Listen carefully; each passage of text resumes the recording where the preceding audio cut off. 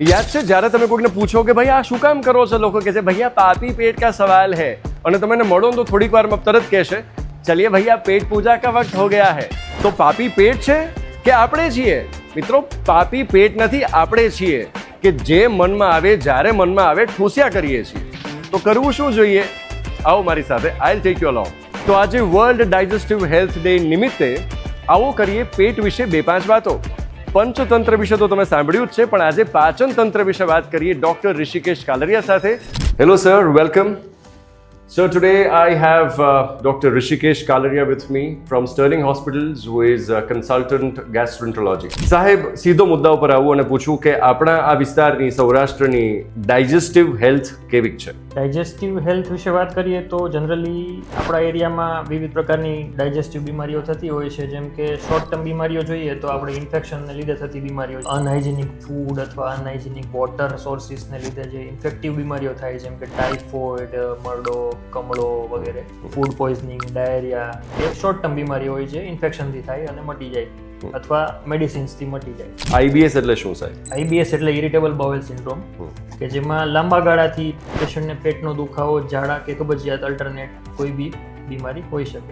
એ છે આઈબીડી, જેમાં inflammatory bowl disease, કે જેમાં આંતરડામાં અલ્સર્સ ને એવું થતું હોય છે। તો મુખ્ય કારણો શું? લાઇફસ્ટાઇલ એટલે શું? લોકોને તરત નહીં સમજાય। ફોલ્ટી લાઇફસ્ટાઇલ અથવા ફોલ્ટી ડાયટનું મિનિંગ મારું કહેવાનું એવું છે કે ખૂબ તળેલા તીખા ખોરાક ખાવા, દેશી જંક ફૂડ એટલે કે ગાંઠિયા, ભજીયા વગેરે ખાઈએ, કે વિદેશી જંક ફૂડ એટલે કે આપણે જે કહીએ છીએ કે પાસ્તા, પિઝા વગેરે, પ્રોસેસ્ડ ફૂડ એટલે કે જે આપણા નેચરલ ફૂડ છે એમાંથી પ્રોસેસિંગ, અલ્ટ્રા પ્રોસેસિંગ કરીને બનાવવામાં આવે છે એ ટાઈપના ફૂડ, જેમ કે મેંદો છે, કોઈ બી પેકેટમાં મળતી વસ્તુઓ છે, કોલ્ડ ડ્રિંક્સ છે, આપણી સ્ટ્રેસફુલ લાઈફ છે હવે, એને લીધે આ બધી લાઈફસ્ટાઈલને લગતી બીમારીઓ થતી હોય છે। ગટ હેલ્થ અને પ્રોબાયોટિક્સનું કોમ્બિનેશન, એનો રિલેશન શું છે? ગટ હેલ્થ એટલે કે આપણે નોર્મલ ડાયજેશન પ્રોપરલી થાય, નોર્મલ સ્ટૂલ ફ્રીક્વન્સી હોય, કંઈ દુખાવા કે કંઈ કમ્પ્લેન ના હોય, એને આપણે સારી હેલ્થ ગટની કહીએ છીએ। પ્રોબાયોટિક્સ એટલે કે આપણે જે નેચરલ આંતરડાની અંદર હેલ્ધી બેક્ટેરિયાઝ હોય છે, જ્યારે એ ડિસ્ટર્બ હોય ત્યારે એને આપણે આઉટસાઇડથી કેપ્સ્યુલના સ્વરૂપમાં કે ખોરાકના સ્વરૂપમાં લઈએ, સો ધેટ ઇઝ પ્રીબાયોટિક। એવા ઉદાહરણો કોઈ 4-5 જે રૂટીનમાં આપણે જોતા હોય પણ ખબર નથી? ભાજી છે, દહીં is a kind of probiotic. છાલ સાથે ખવાતા ફ્રૂટ્સ, કાકડી, ટમેટું, ગાજર, તો એ આપણે છાલ સહિત ખાવા જોઈએ। તો કેરીનો રસ કાઢવો સારો કે કેરીને ચીર કરીને ખાવી સારી કે બટકા? એઝ એ હોલ ખાવી જોઈએ generally. Finally 3 things to do or abstain from, 3 વસ્તુ કરવા જેવી। યસ, પહેલું વસ્તુ આપણે ડાયટને ઇમ્પોર્ટન્ટ આપવી જોઈએ। આ બધો ફોલ્ટી ફૂડ ના લેવો જોઈએ, અવોઇડ કરવો જોઈએ, અથવા બને એટલું ઓછા પ્રમાણમાં લેવો જોઈએ। નેચરલ સ્વરૂપમાં આપણે અનાજ, કઠોળ, ફ્રૂટ, શાકભાજીને હોમ કુકડ અથવા વેરી મિનિમલ પ્રોસેસ કરીને જે ખાઈએ એને લેવો જોઈએ। ટાઈમિંગ આપણા પ્રોપર હોવા જોઈએ। બ્રેકફાસ્ટ આપણો હેવી હોવો જોઈએ, લંચ મોડરેટ, અને ડિનર આપણું મિનિમલ ક્વોન્ટિટી અને અર્લી હોવું જોઈએ। ક્વોન્ટિટી મેટર કરે છે, આપણને ભૂખ હોય એના કરતાં એટલીસ્ટ 5-10% ઓછું ખાઈએ તો દેટ ઇઝ બેસ્ટ।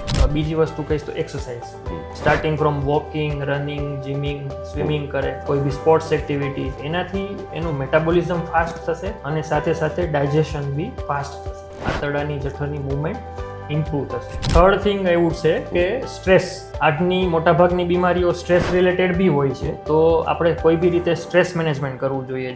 ફેમિલી કે ફ્રેન્ડ સર્કલ જોડે ટાઈમ સ્પેન્ડ કરવાથી બી ઘણું સ્ટ્રેસ ઓછું થાય છે। કોઈ બી પ્રકારે મેડિટેશન કે યોગા કરવાથી સ્ટ્રેસ ઓછું થાય છે। પ્રોપર સ્લીપ લેવી જોઈએ। કેટલા કલાકની? 8 hours is enough.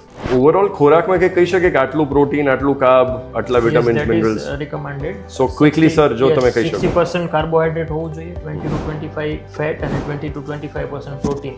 Excessive protein લેવાથી it doesn't help anything. Once again, thank you so much, sir, for enlightening us on digestion. So मित्रों, I hope તમને કંઈક બેનિફિટ થયો હશે। हमने बहुत सुना दिल की सुनो, लेकिन अब टाइम आ गया पेट की सुनिए। पेटनी पूजा करिए અને પેટને ડસ્ટબિનની જેમ એમાં ડમ્પ ના કરીએ। જ્યારે પણ મન થાય, જે પણ મન થાય, પેટમાં જવાબદારી સાથે જ આપણે ખોરાક લઈએ। On this note, wish you a very, very happy World Digestive Health Day. Thank you.